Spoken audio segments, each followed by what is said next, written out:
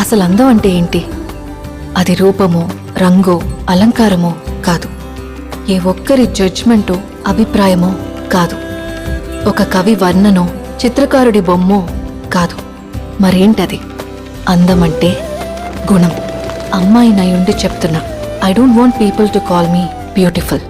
దాని బదులు నీది కష్టపడే తత్వం, నీలో కరుణ ఉంది, నీకు ధైర్యం ఎక్కువ, నువ్వు తెలివైన దానివంటే నాకు సంతోషం. Address us by our qualities. MS Subbulakshmi అంటే భక్తి, అందం కాదు. మదర్ తెరెసా అంటే కరుణ, అందం కాదు. ఐన్ ర్యాండ్ అంటే తత్వం, అందం కాదు. సరస్వతి అంటే విద్య, దుర్గా అంటే ధైర్యం, గౌరీ అంటే తపస్సు, లక్ష్మి అంటే శుభం. ఇలా ఏ దేవతనైనా ఆమె క్వాలిటీస్ కోసమే పూజిస్తారు, ఆమె అందం కోసం కాదు. నీ గుణాలే నీ సంతకమవుతాయి, నీ అందం కాదు.